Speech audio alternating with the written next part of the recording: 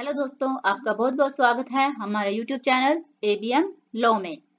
आज का जो हमारा वीडियो रहेगा वो रहेगा स्पेशल मैरिज एक्ट 1954 सेक्शन 18, यानी कि हम डिस्कस करेंगे सेक्शन 18 के बारे में। यानी कि सेक्शन 18 के अंतर्गत क्या क्या चीजें आती हैं उसके बारे में आज हम इस वीडियो में डिस्कस करेंगे। तो चलिए स्टार्ट करते हैं। सबसे पहले बात करेंगे हम सेक्शन 18 का उद्देश्य, यानी कि इस सेक्शन को बनाने का उद्देश्य क्या है। तो जो सेक्शन 18 है वह बताता है कि अगर विवाह सेक्शन 16 के तहत पंजीकृत हो जाता है, यानी कि रजिस्टर हो जाता है, तो उसका कानूनी जो लीगल प्रभाव क्या होगा। यानी कि अगर जो सेक्शन 18 हमें इस बारे में बताता है कि जो सेक्शन 16 के तहत जो भी उन्होंने रजिस्टर्ड किया गया है, अगर उसका लीगल प्रभाव क्या रहेगा। यानी उन्होंने वो कर तो लिया रजिस्टर्ड, लेकिन अब उसके बाद उसका जो कानूनी प्रभाव है वो क्या रहेगा। अगर हम इसको सरल भाषा में कहें तो रजिस्ट्रेशन होते ही क्या वह शादी स्पेशल मैरिज एक्ट के अंतर्गत सोलमनाइज्ड मानी जाएगी। यानी कि जैसे ही रजिस्ट्रेशन हुआ तो अगर स्पेशल मैरिज एक्ट के दौरान क्या वो शादी मतलब वैध मानी जाएगी वो। तो इसका जो लीगल प्रभाव ये रहेगा कि जैसे आप रजिस्ट्रेशन कराते हैं तो आपकी जो मैरिज है वो की वैध बन जाती है वो। अब इसके मेन इफेक्ट के बारे में बात करेंगे हम, किसके मुख्य प्रभाव क्या है इस सेक्शन के। तो जो मैरिज सर्टिफिकेट बुक में एंट्री होने के बाद, जैसे ही आपकी शादी होती है और वो मैरिज सर्टिफिकेट बुक की जो बुक है उसमें एंट्री होने के बाद वह विवाह स्पेशल मैरिज एक्ट के तहत सोलमनाइज्ड माना जाता है। यानी कि वह जो विवाह है जैसे वो मैरिज उसमें बुक में रजिस्टर होती है आपकी एंट्री, वैसे ही वो वैध माना जाता है, लीगल माना जाता है वो। इसका प्रभाव क्या रहेगा, एंट्री में लिखी गई तारीख से होगा। यानी कि जो भी आपका विवाह सामाजिक तौर पे कभी भी हुआ हो, लेकिन जिस टाइम आपकी एंट्री उस बुक में हुई है, जो सर्टिफिकेट वाली बुक है, जो जैसे जिस दिन आप जिस डेट पे उसकी उसमें आपकी एंट्री होती है वही दिन होता है आपकी शादी की तारीख का। यानी लीगल तौर पे वही दिन होता है आपका कि इसी डेट को आपकी जो लीगली तौर पे मैरिज हुई है वो इसी दिन हुई है। मतलब ये है कि शादी मानो उसी दिन इस अधिनियम के तहत संपन्न हुई है। यानी कि चाहे मैंने भी जैसे आपको पहले बताया कि शादी अगर आपकी सामाजिक तौर पे पहले भी हुई है लेकिन आपने एंट्री नहीं कराई थी बुक में, जो सर्टिफिकेट बुक है, लेकिन आप बाद में उसमें एंट्री कराते हैं तो आपकी जो मैरिज की डेट है वो सामाजिक तौर तरीके से जो शादी हुई थी वो नहीं मानी जाएगी, बल्कि वो मानी जाएगी लीगल तौर पे जो कि एंट्री जो बुक में एंट्री हुई है वो डेट मानी जाएगी आपकी। सेक्शन 18 के जो प्रैक्टिकल आउटकम्स हैं वो क्या रहेंगे अब।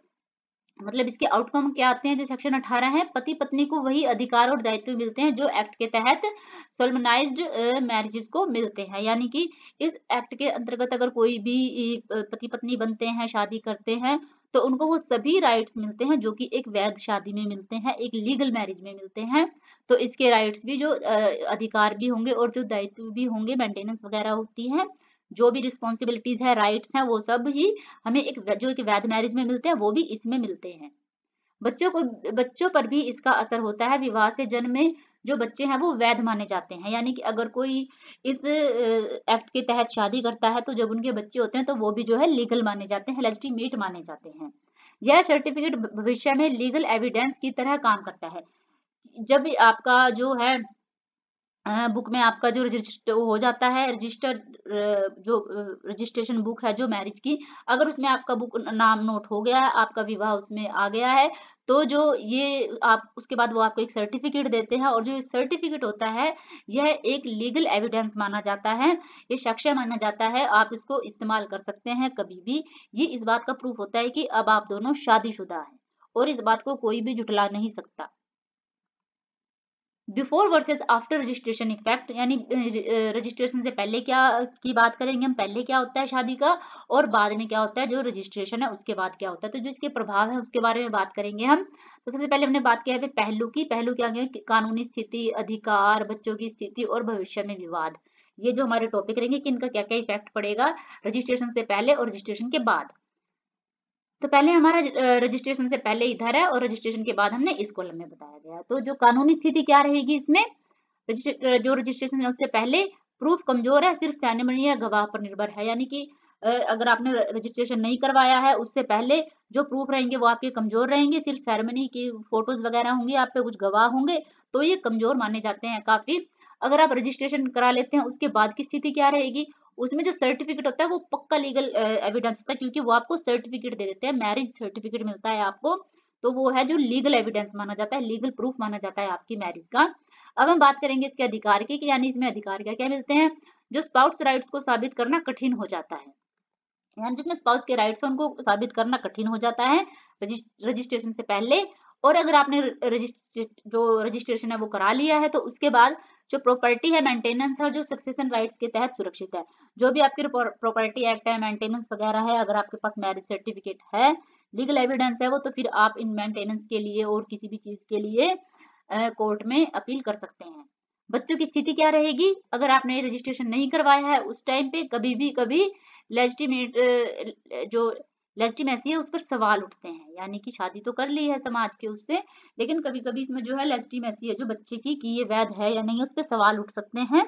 लेकिन अगर आपने रजिस्ट्रेशन करा लिया है तो उसके बाद अगर आपके बच्चे होते हैं तो वो बच्चे वैध माने जाते हैं, लेजिटिमेट माने जाते हैं लॉ के अंदर, क्योंकि जो आपकी मैरिज है वो भी लीगली प्रूव्ड है, क्योंकि हाँ अब आप शादीशुदा है, आपका लीगल आपको सर्टिफिकेट मिला, तो जो आपके बच्चे हैं वो भी लॉ के तहत लेजिटिमेट माने जाएंगे, वैध माने जाएंगे।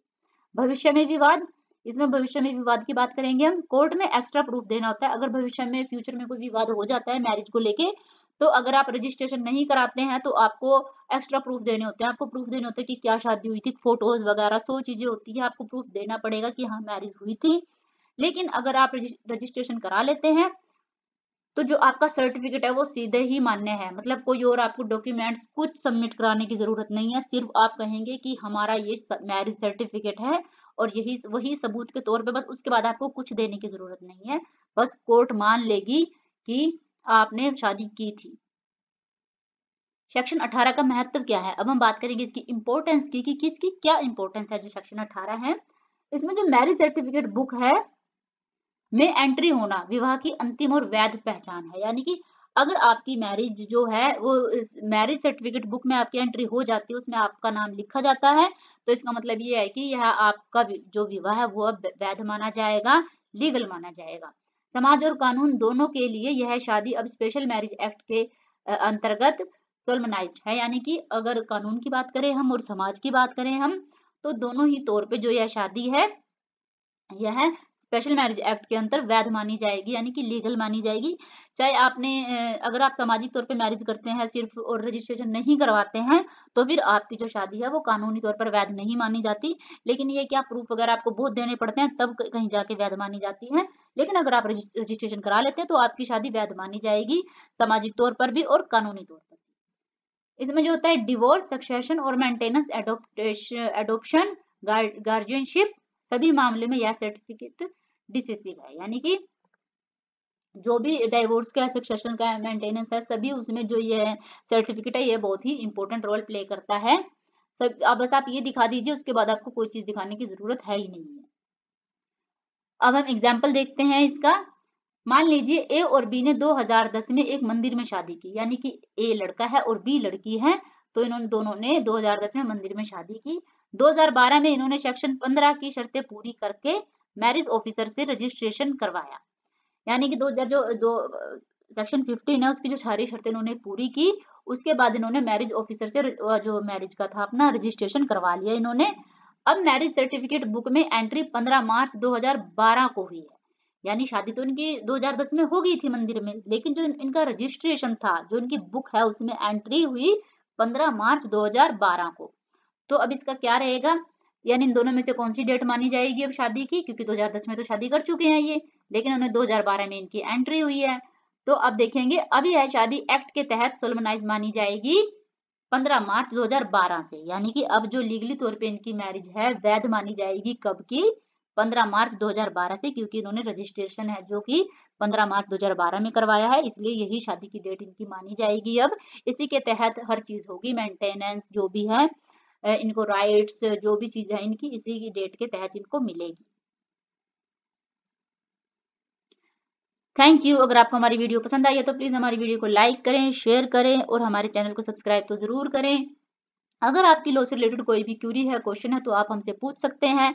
अगर आपको लॉ से रिलेटेड कोई भी नोट्स चाहिए तो वो भी हम आपको PDF फॉर्मेट में उपलब्ध करा देंगे। Thank you.